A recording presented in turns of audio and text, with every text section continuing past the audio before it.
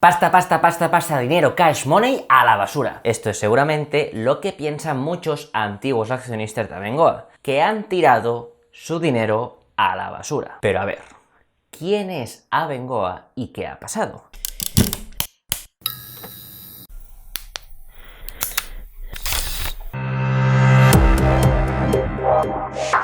Si hablamos de Abengoa, antes, pero tenemos que hablar de la familia Benjumea, porque del mismo modo que no tiene sentido hablar de la alta cocina sin Ferran Adrià, tiene aún menos sentido hablar de Abengoa sin la familia Benjumea.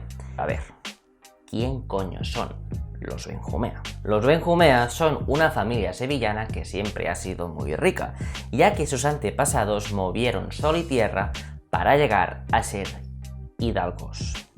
Los hidalgos eran aquellas personas que por linaje pertenecían a un estamento inferior a la nobleza, algo así como los nobles de clase baja que sirven a los nobles de clase alta, para que nos entendamos. Pero a ver, para que puedas entender con más claritud el ascenso político y social de los Benjumea, te he preparado un esquemita para verlo más claro. Benditos esquemas. De hecho, los Benjumea podrían ser sin problema la competencia de los Lannister en Juego de Tronos. Son muy parecidos, la verdad.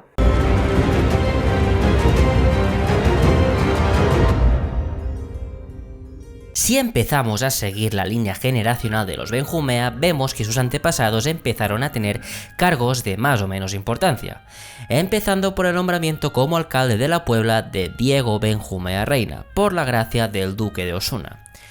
Siguiendo por su hijo Diego Benjumea Pérez, que al igual que su padre sería alcalde de la Puebla y más tarde gobernador civil de Sevilla. Pero el boom llegó con los hijos del Benjumea Pérez, Rafael, Joaquín y Javier. Rafael, gracias a un matrimonio con la hija de un aristócrata malagueño, se codeó con la crème del poder político español y Alfonso XII lo nombró conde de Guadalhorce. De hecho, Rafael gustaba tanto que en el año 1926, durante la dictadura de Primo de Rivera, le nombraron ministro de Fomento y más tarde, durante la dictadura de Franco, este le nombró presidente de Renfe. Pero el linaje de los Benjumea no termina aquí. Si Rafael gustaba, Joaquín encantaba. Empezando como trabajador en la jefatura de minas de Sevilla, acaba presidiendo el Consejo de Minería. De ahí salta a presidente de la Diputación Provincial de Sevilla y más tarde alcalde de Sevilla, donde su trayectoria en la política no hacía más que empezar.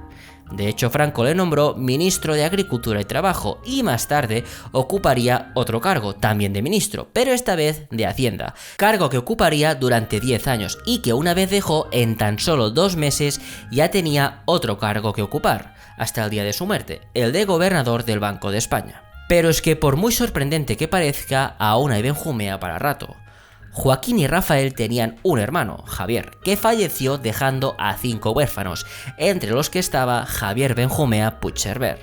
Javier Benjumea, gracias al paraguas familiar, aún y ser huérfano, no lo tiene muy complicado para estudiar, montar una empresa y tener a mano excelentes contactos que le ayuden a prosperar. Es así que en 1941, junto a José Abaurre, tienen la idea de crear una empresa dedicada a proyectos, estudios y montajes eléctricos. Empresa que ellos, su familia y las familias sevillanas fundadoras controlarían mediante inversión corporativa. Esta empresa, que fácilmente tenía las concesiones que quería, fue la principal culpable de modernizar el país en muchos aspectos: cableado telefónico, centrales hidroeléctricas, instalaciones eléctricas en Guadalquivir.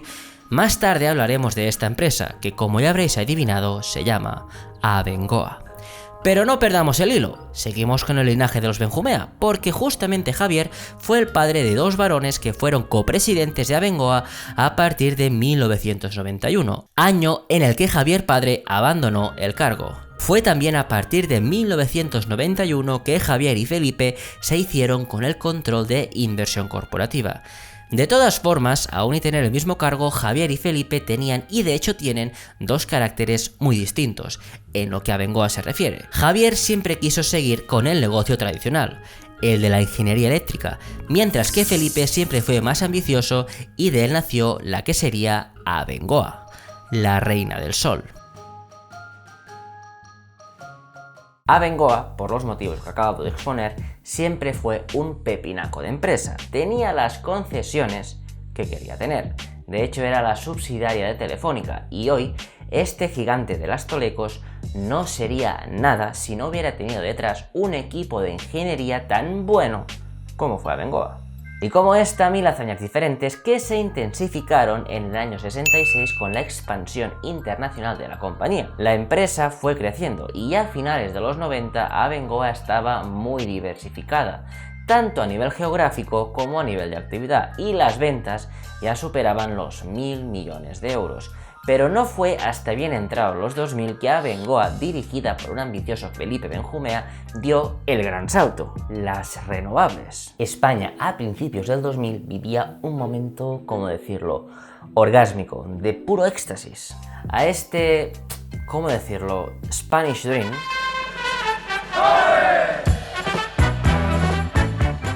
le faltaba una pieza: la energía. España producía muy poca energía en relación al nivel de consumo que tenía. Pero no problem, que en el milagro español no hay energía, no pasa nada. Vamos a crear un sistema donde producir energía sea la rehostia. Vamos, que aprovechando el momento de vacas gordas, el gobierno de Zapatero dijo: vamos a inventarnos algo que mole a las empresas y a ver si así se ponen un poco las pilas y producen un poco de electricidad. Pero hostia, espera, no tenemos petróleo, ni gas, y cualquiera usa más carbón con lo contaminante que es. ¡Coño! El sol, que en España tenemos un huevo y medio de sol. Vamos a crear un sistema ahí donde las empresas que produzcan energía a partir de renovables, especialmente sol y viento, se vayan a llevar una buena prima. No. Tú no. Y más o menos la reacción de Abengoa fue esta. Abengoa ahí vio la luz, concretamente la del sol, y empezó lo que fue la época dorada. Esta época culminó con una facturación de más de 7.000 millones de euros en 2013, una expansión internacional de la hostia y un símbolo: la planta PS10 en Sevilla.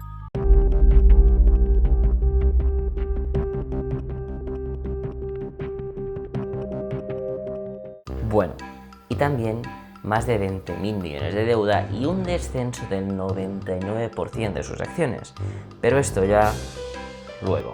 Abengoa estaba a la cúspide mundial y hasta el mismo Obama la citó como empresa modelo.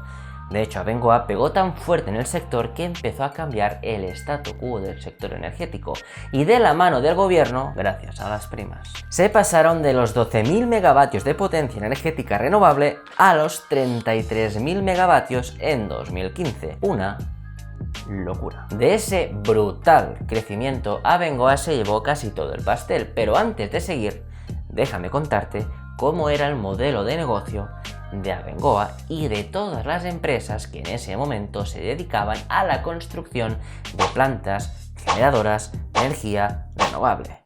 PGR. Queda bien, ¿no? Y lo voy a hacer con dibujitos, que mola más. Una obra siempre tiene, y esto está regulado por ley, un promotor y un constructor. El promotor es el que tiene la idea de la obra y el que aporta el capital.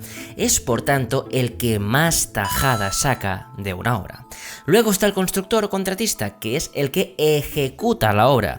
Este agente no aporta capital, por lo que gana menos, pero a la vez asume menos riesgos. Históricamente, Abengoa, como ingeniería que había sido toda su vida, su papel siempre era el de contratista o constructor, pero entre el boom de las renovables, los atractivos planes de impulso del gobierno y la ambición de Felipe Benjumea, Abengoa pasó a ser promotor y constructor a la vez. Y por si no fuera poco, la propia Abengoa encargaba a una filial suya el mantenimiento de las obras que levantaba. El problema de esta inversión es que genera un retorno muy pequeño y unos plazos de amortización muy largos.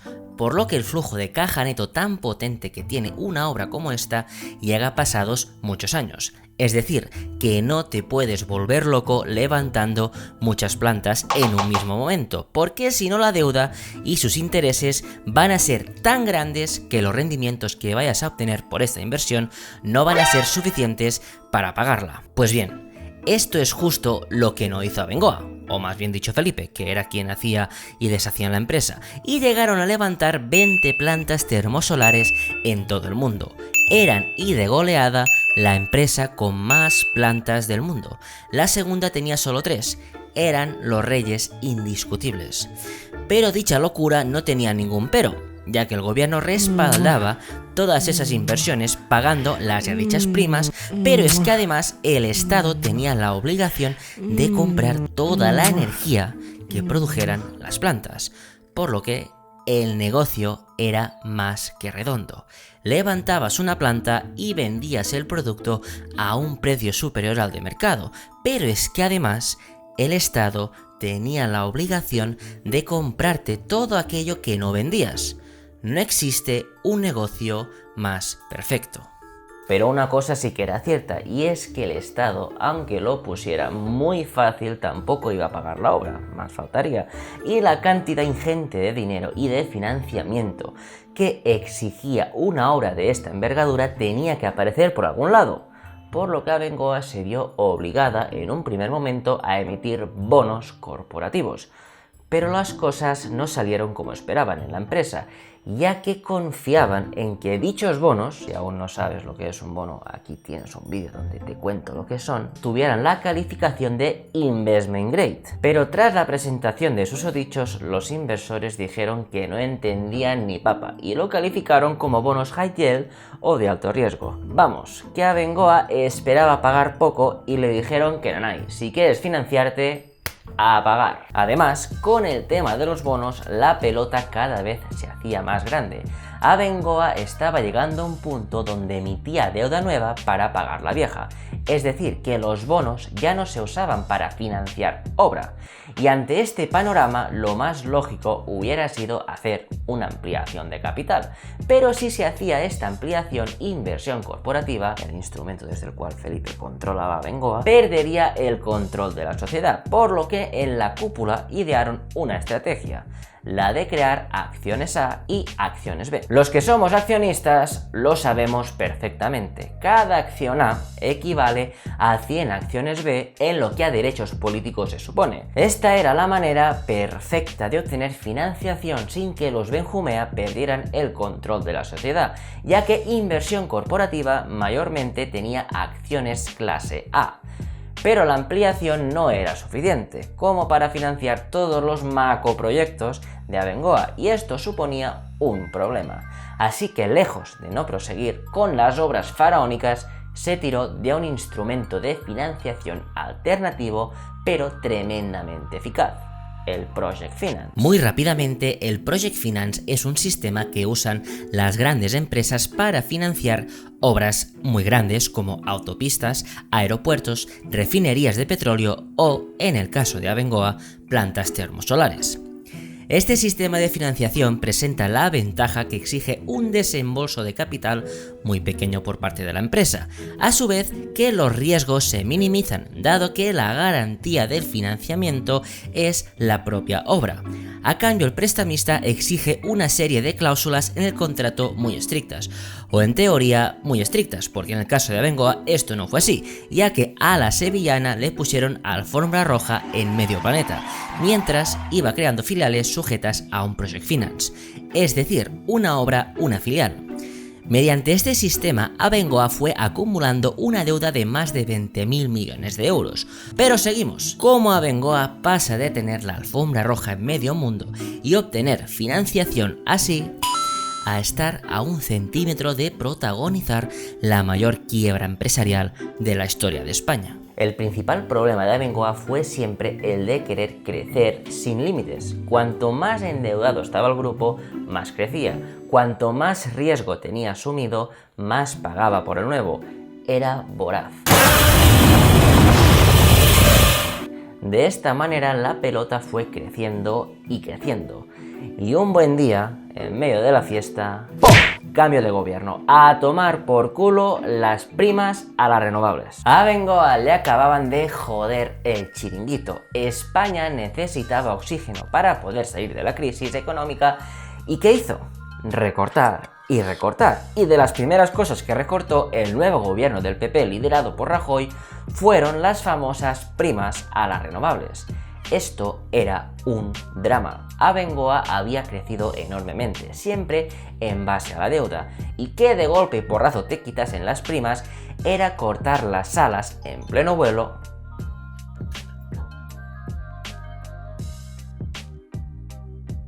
¿Sí?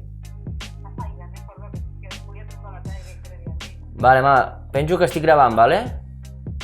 Que estic gravant. Vinga, adeu.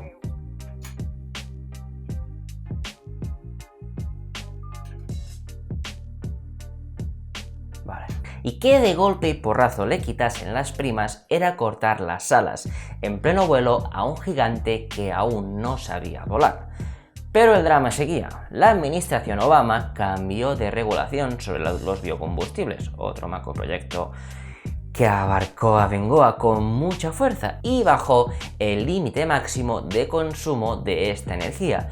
Esto llevó a Bengoa a tener un nivel de sobreproducción enorme, que le conllevaría enormes pérdidas. Las prácticas de crecimiento tan salvajes integradas por la ecuación de deuda brutal, más pérdida de rentabilidad, más falta de liquidez, pusieron la mosca en la nariz en muchas entidades, especialmente en las de rating, que querían saber muchas cosas, y como muy bien nos cuenta Lalo Agustina en su libro El ocaso del Imperio del Sol, el 12 de noviembre de 2014, un analista de Fitch Rating encargado del seguimiento de Abengoa le preguntó a una consejera: ¿cómo tenéis anotado en vuestro balance la deuda del Green Bond? Tras mucho dudar, la consejera admitió que el dinero de ese bono, que según el folleto de emisión solo podía usarse para proyectos verdes, se usaba para todo.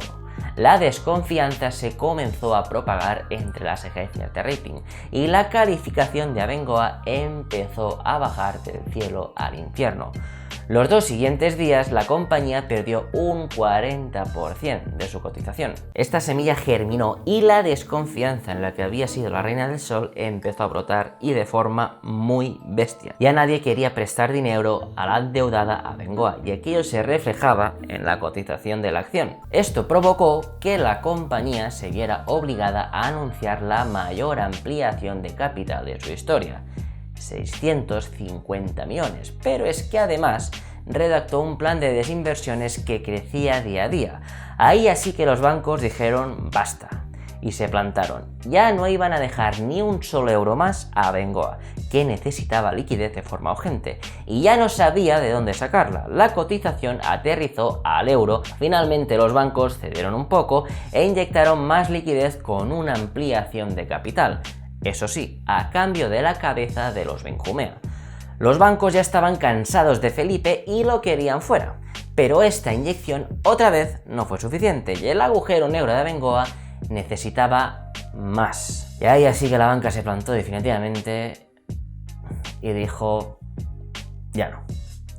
Entonces se activó un plan B: buscar un inversor, y lo encontraron los hermanos Riveras, propietarios del conglomerado vasco Gestamp-Gobarry.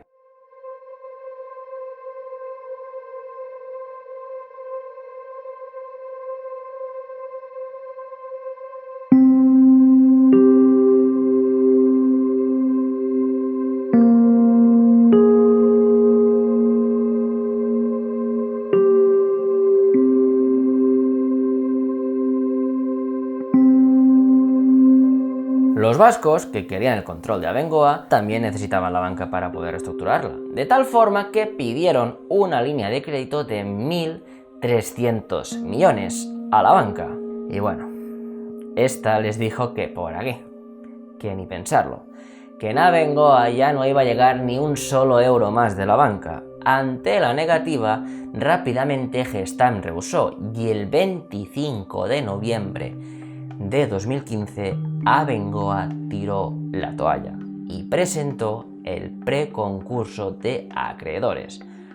Abengoa estaba a punto de protagonizar la mayor quiebra empresarial de la historia de España. El futuro de Abengoa está en el aire. La empresa vasca que va a hacerse con ella Gestamp ha paralizado la compra. La energética española Abengoa. Abengoa anunciaba esta mañana que Gestamp no entrará en su capital. Abengoa ja ha anunciat el preconcurs de creditors. Una de las empresas del IBEX 35 a las puertas del mayor concurso de acreedores de la historia de España. Vamos a esperar que pueda haber algún acuerdo con la banca para que esta empresa pueda ser salvada. Creo que al final las cosas se resolverán. Yo lo que pido en este momento es responsabilidad social y compromiso por parte de las entidades financieras. Y bueno, llegados a este punto se empezó a gestar una de las situaciones empresariales más complejas que haya vivido este país. Los dramas y negociaciones fueron infinitas, especialmente con los acreedores, entre los que había muchos bancos, sobre todo el Santander, que se cagó un poco en la puta cuando vio todo el percal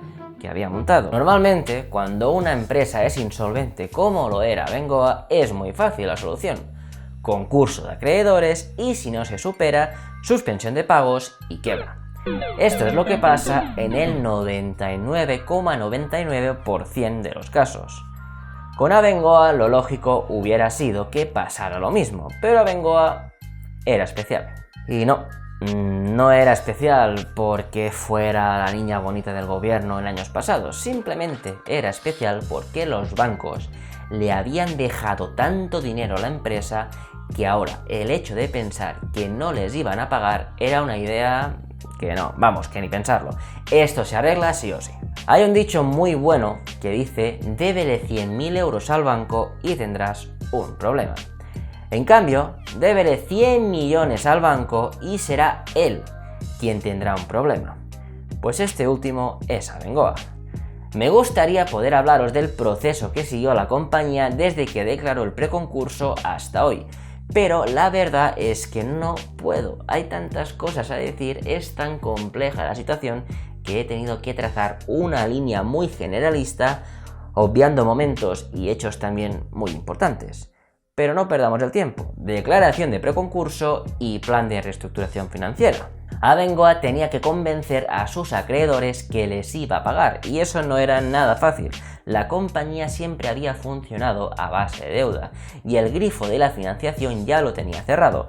Entonces, ¿cómo tenía pensado funcionar Abengoa sin líquido, sin cash? Pues llorando a papa y claudicando para obtener migajas, a un precio muy alto, por cierto. Titulares como estos se convirtieron en algo habitual. Abengoa, de mientras, no presentaba el plan de reestructuración, fue carne podrida para buitres, que le prestaron dinero a un interés más que alto, la histórica compañía, pero no tenía otro remedio, ya que el plan de reestructuración financiera aún no había llegado y aún menos negociado. Pero llegó. El juzgado número 2 de Sevilla aprobó el plan de rescate de la compañía en noviembre de 2016.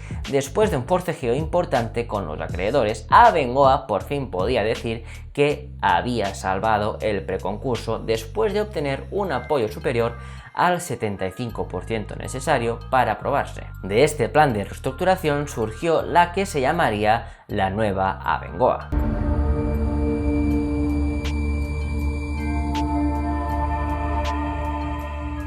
La Abengoa que conocemos, la Abengoa de la torre famosa solar, tan impresionante, ha desaparecido, y lo que nos vamos a encontrar es con nos encontramos a partir de ahora es con una Abengoa que ya existió, que es la Abengoa de hace 40 años. La empresa o la ciudad han sido capaces de asumir este gran problema, y que permanece lo absolutamente básico, la ingeniería. Sevilla es una ciudad con unos niveles de ingeniería altísimos. Esta nueva Abengoa disponía de una nueva línea de liquidez, por 1.170 millones, llamado New Money. Esta liquidez tendría que ser suficiente para reestructurar el negocio y empezar a hacer otra vez lo que había hecho siempre, obras de ingeniería. Además, pero los creditores llegaron al consenso de que recuperar su dinero mediante el pago en efectivo era imposible. En el corto, en el medio y bueno, también en el largo plazo. Por lo que decidieron capitalizar la deuda. Capitalizar deuda significa canjear la deuda que hay con una sociedad emitiendo acciones nuevas que automáticamente pasan a ser de propiedad. Es decir, que el 95% de acciones de la compañía eran nuevas y propiedad de los acreedores, principalmente bancos. Esto fue la aniquilación total de los antiguos accionistas, ya que pasaron de controlar el 100% de la sociedad a tener solo el 5%.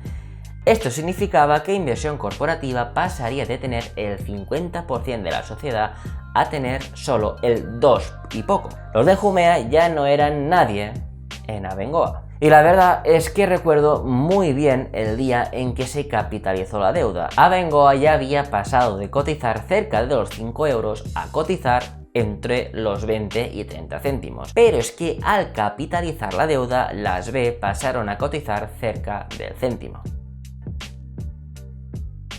Abengoa como acción ya no valía nada y como capitalización también muy poco. No capitalizaba más de 200 millones y ahí, dado que en ese momento una acción no podía valer menos de un céntimo, se quedó estancada bastante tiempo. La reestructuración empezaba a funcionar, las líneas de liquidez, pero no eran suficientes y Urquijo, nombrado como presidente de la compañía para llevar a cabo el reflote, tuvo que gestar junto a su equipo directivo un plan de desinversiones enorme. Abengoa, si quería vivir y salir de la UCI, tenía que vender el imperio que levantó apenas unos años atrás. El símbolo de estas desinversiones se gestó el día en que se vendió Atlantic Agel. Atlantic Agel, tiempo atrás, se llamó Abengoa Agel, pero cambió de nombre por Atlántica, ya que el simple hecho de llamarse Abengoa producía pánico en el Nasdaq, que es donde cotizaba. Atlántica era la joya de la corona y sus principales activos eran los más preciados de la época dorada. Era, por decirlo de alguna manera, el Messi de la compañía, pero no tuvo más remedio que venderse a Messi si quería seguir trabajando y poder pagar a proveedores y trabajadores. El plan, dentro de su complejidad, era simple: disminuir el tamaño del pasivo de la compañía vendiendo activos y de esta forma hacer crecer un patrimonio neto que estaba literalmente en los infiernos. Este plan tendría que generar caja y poder subir la cotización de las acciones y de esta manera los acreedores tendrían la posibilidad de vender su participación y cobrar su dinero. La verdad es que sobre el papel este plan era bonito, pero las desinversiones no se hacían a ritmo ni al precio esperado, así como tampoco crecía la cotización, que tendría alguna subida, pero su precio siempre acababa siendo el céntimo pelado. Es por este motivo, y algunos bastantes otros, principalmente falta de liquidez, que Urquijo y su equipo directivo tuvieron que trazar el segundo plan de reestructuración financiera. Este nuevo plan se puso sobre la mesa justo cuando la CNMV aprobó una normativa. Esta normativa decía que el nuevo mínimo de cotización ya no era un céntimo, sino que era 0,001. Es decir, Abengoa podía volver a caer otra vez un 99% de su valor en bolsa y capitalizar menos que un zapato de mercadillo. De hecho, yo fui de los que compré un paquete de acciones notables a céntimo y justo el día que se empezó a aplicar la normativa vi cómo mi inversión bajó más de un 60% en un día y más de un 80% en pocos más. Abengoa valía menos que un tambor de ferias. Sin embargo, la reestructuración 2.0 gustó al mercado y en apenas unos meses se recuperó toda la cotización de la compañía hasta llegar otra vez al céntimo, incluso hasta el céntimo y medio, 0,0147. Abengoa subió en apenas 5 meses más de un 700%, una locura. Esta nueva reestructuración se estructuraba en base a dos necesidades urgentes de la compañía: liquidez, otra vez, y avales. La liquidez se usa básicamente para funcionar en el día a día. Sin liquidez no se pueden pagar trabajadores ni cumplir plazos con proveedores, por lo que el parón en la empresa es total. La liquidez es el oxígeno de las empresas. Los avales, en cambio, se usan como garantía con los clientes para que estos tengan la suficiente confianza en ti para que la obra por la que te están contratando se vaya a llevar a cabo, ya que si no cumples, el cliente tiene derecho a cobrar el aval. A cambio, la compañía tuvo que idear otro plan para convencer a los acreedores de que iban a cobrar lo que se les debía. Para eso Abengoa creó una nueva compañía llamada Avenue Co. Déjame contarte en qué consiste Avenue Co. Avenue Co es la depositaria de todos los activos de valor de Abengoa. Es decir, a partir de ahora el negocio de ingeniería y otros rentables como los proyectos de energía y medio ambiente ya no formarían parte de Abengoa, sino de Avenue Co. Avenue Co en un primer momento era como una de las antiguas filiales de Abengoa, donde la matriz tenía el 100% de la filial.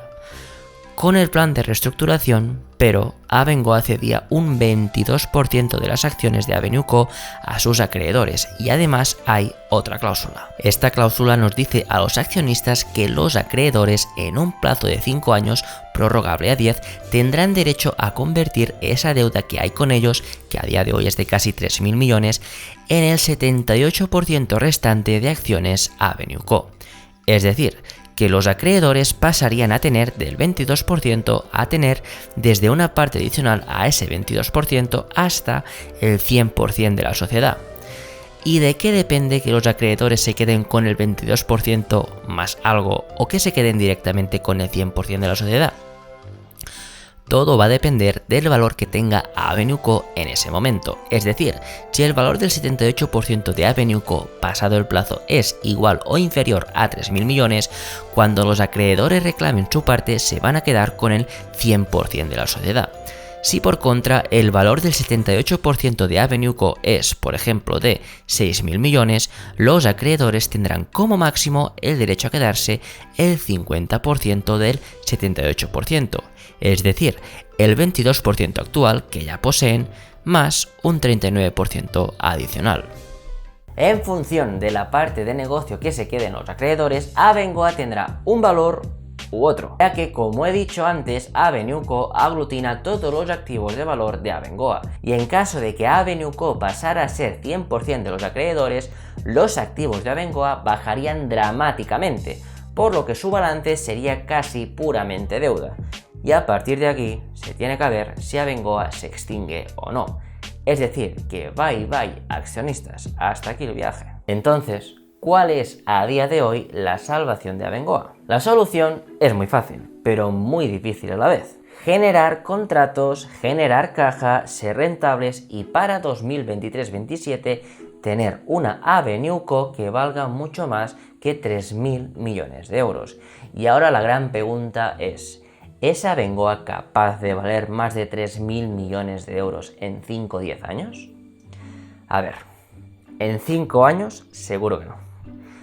Pero en 10 años, quizás. Recordad que Abengoa, aun y estar muy mal gestionada, tiene un know-how del mercado como nadie. Justamente fue este enorme potencial sumado a la avaricia de Felipe Benjumea lo que hizo que hoy estemos así. Abengoa sabe como nadie construir plantas fotovoltaicas, termosolares, eólicas, desaladoras, de tratamiento de agua. Es una pieza clave en las nuevas necesidades de este siglo XXI, agua y energía limpia. Es líder en un sector y negocio clave de presente y futuro que mueve casi 30.000 millones a nivel mundial y que va a crecer muchísimo más. Entonces, a día de hoy, Abengoa solo necesita el 10% de este pastel, que lo puede asumir perfectamente si los chinos lo dejan, claro, para entrar en beneficios y poder empezar a generar caja y ser rentable. Es lo único que necesita. Pero para esto necesita seleccionar muy bien sus proyectos y ser muy eficiente. No queda otra que confiar en el renovado equipo directivo que hoy lleva el timón de esta enorme nave, medio destruida. De esta triste historia me gustaría darte 2 consejos. El primero es que no importa lo bueno que seas, ni lo bueno que sea tu producto, ni las facilidades que te pongan en la vida para triunfar. Tu principal enemigo siempre serás tú, especialmente la avaricia cuando hablamos de negocios y querer aprovechar todas las oportunidades que hay enfrente de tus ojos tarde o temprano te llevará a la ruina. Por lo que respira y no tomes excesivos riesgos a menudo. Y el segundo y más importante consejo: suscríbete a este canal y dale a la campanilla. Suscribirse. Y seguirás mi contenido desde más cerca. También puedes seguirme en Instagram, @blogfinanciero. En la descripción lo tendrás. Y esto es todo, amigos. Espero que os haya gustado este vídeo y nos vemos en el próximo, que espero que sea más pronto. Adiós.